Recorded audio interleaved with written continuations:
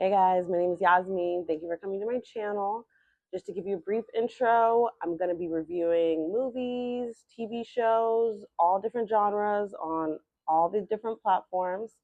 I'm going to be giving you a very short, brief synopsis of what type of movie or content the TV show is about. Also, if it's like a thumbs up, thumbs down, if it's even worth your time to go review. I'm just gonna basically lay it all out, and I'm also gonna open up the comment section so you guys can interact. You guys can let me know if you agree or disagree with what I have to say. And so, yeah, the first one we're gonna start with is Elevation. The first movie that we're gonna talk about is Elevation. It is streaming on Max. It stars your boy Anthony Mackey, which we're really now familiar with in regards to Captain America. So, if I can basically give a very short idea of what this movie is about, think about an adult Jurassic Park mixed with A Quiet Place, with more talking, of course. It's a very short movie. It's about an hour and 28 minutes. Does kick off pretty quick, probably within the first 28 minutes of it. Action has started. If you're thinking of a backstory behind the characters, there's not really a big part of that. The storyline is pretty similar to the two movies that I compared it to. They don't, like I said, do a lot of character building. They do have a small little twist, I guess, within the apex creature that is hunting and preying upon us, the humans. It does give like a very survival of the fittest vibe. It's, once again, like I said, a really short movie. So if you're looking for a storyline, you're not going to get it here. If you're looking for a quick movie just to watch to kind of waste an hour and 30 minutes of your time, then I would consider this. My honest opinion, I would give it a 5 out of 10. Okay, so the next movie we're going to talk about is The Gorge. It's streaming on Apple TV. So this movie is about 2 hours, a little over 2 hours. It does kick off around like 25 minutes. It captures your attention. Within that, though, up until half of that movie, when it action packs kicks off, it's going to be a very romantic character building between the two, which they do a phenomenal job with. The chemistry of Anya Taylor and Miles Teller is off the chain. Also, the movie does have Sigourney Weaver, which is an all-time favorite actress. So yeah, I would say the movie kind of resembles this military mixed with Sleepy Hollow theme. The special effects are off the chain. Other than the movie being 2 hours, it does do a good part of keeping you along, so you're not dozing off. But let's just say if you had a big meal probably ahead, I probably wouldn't recommend this movie. Make sure your energy is up. But like I said, they do a great job with the chemistry. The storyline is great. It is a believable cast for the characters. I would say on the Anya Taylor part, Miles Teller, he played an amazing Top Gun pilot, but for some reason, I just couldn't get into the Marine sniper, the background story of him, I would say. But like I said, the chemistry part was amazing, and the love in between it felt real. So he did well on that. And so, yeah, definitely, like I said, with the special effects and the camera theme and everything like that, and the storyline was phenomenal. It felt original. I don't really feel like I've seen a movie just like it, which is big. They do have a plot thickening event early in, so it does get you hooked. Gives us another reason why we shouldn't trust our government if you want to go that way too. But I would say I would give it an 8 out of 10. The ending, I'm a big closure type of person. It gave me closure. So like I said, would give it an 8 out of 10. I think it's definitely a movie that's worth subscribing to Apple TV for. So yeah, 8 out of 10 I would give this. Okay, so the next film that we're gonna go ahead and review, it's actually a series. It's called The Pitt. It's streaming on Max. So just to start off, I'm in love. I think this series is such a smart series. So it is a hospital theme series.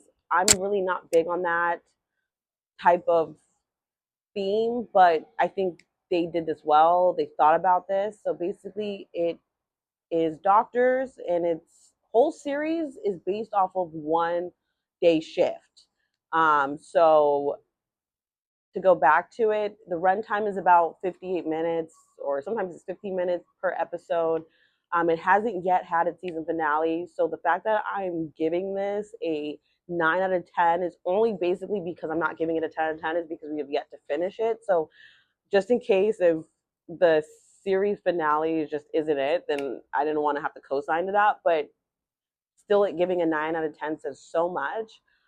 I think their idea of this was great. So it has the different lives of college now transitioning into training residents to the actual residents within the Pittsburgh Medical Center. And they focus more, I guess, per se, not just on the main characters, but the patients that come within that medical center. If in case you were a Nurse Jackie fan, I would highly recommend this as well. The only difference is it doesn't focus on her personal life per se.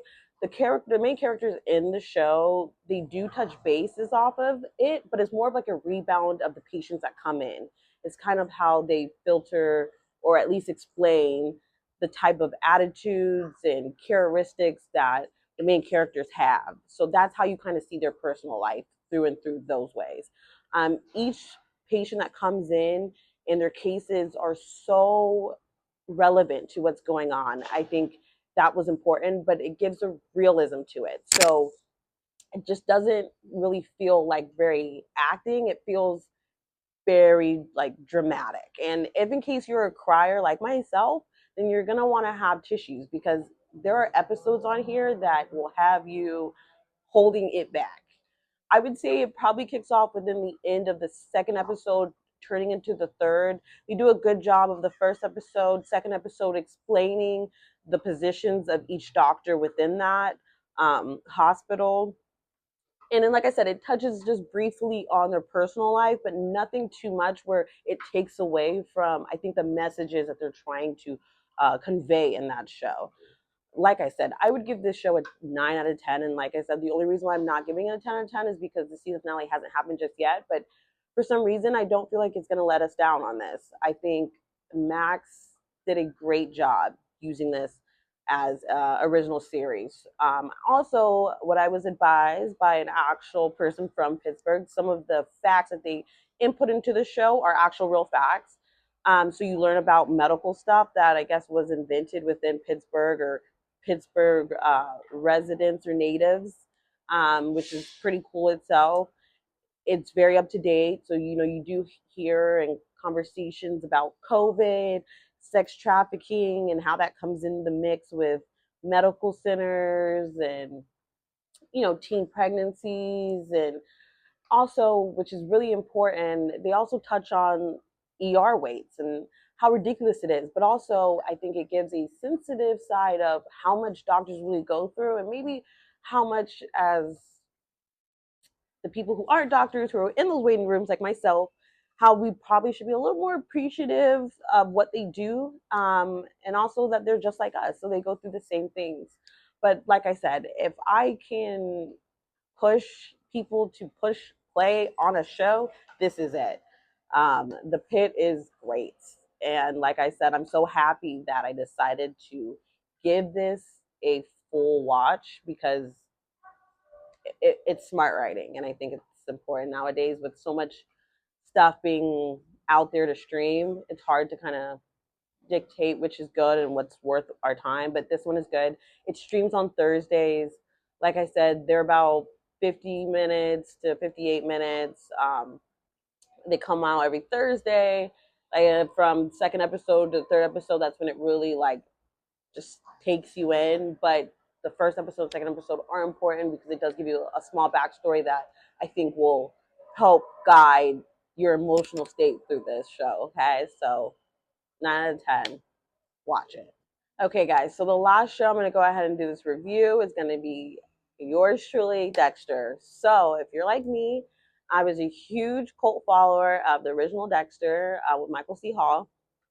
I'm not talking about the New Blood. I was not a fan of the New Blood. I'm talking about I'm sorry, not the Resurrection, the prequel. So the original Sin. This one I love it. I think they did a great job.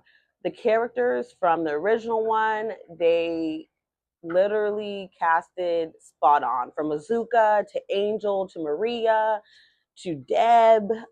I mean, Dexter himself, and the fact that Dexter is narrating the show, it brings this nostalgic feel to the original one. The fact that you're also kind of learning how he crafted his craft is pretty cool. They also did a great character casting with Patrick Dempsey and Christian Slater, which are, great actors within themselves. And Christian Slater playing his father, I think, was a smart move. I do like the fact that they are really diving deep within this first season, because it does show that there's probably going to be another season. But with this season, with Dexter's mom, as well as if you are a true Dexter fan, I would say knowing also how the ice truck killer is created is amazing. I don't want to spoil it too much for the people who haven't seen the original Dexter. I always tell people, if you haven't seen the original Dexter, seeing the original Sin may be a good idea first, and then go and watch the original Dexter. Because what I end up doing, even though I already saw the original Dexter, I actually, when I finished original Sin, I went back and watched the old Dexter, and I was picking up these little like breadcrumbs that I completely forgot about when I was watching the original Sin, and it was like mind blowing. It made the show even better. So if you're new to the Dexter universe, I would say go watch that one. I personally would scratch out the New Blood, but apparently, I guess, bringing that back, which we'll see. And then I guess they're doing also a resurrection. But just in regards to the review for Dexter Original Sin, I give this an 8 out of 10. The reason why I'm not giving it a 9 or a 10 out of 10, and because I loved it, the ending to me, even though I understand they're doing an ending to lead into another season, I felt like it came to like a halting like stop, but opened the door, and it just didn't feel like a smooth transition for me. But that's just me. Like I said, this is just my review on it.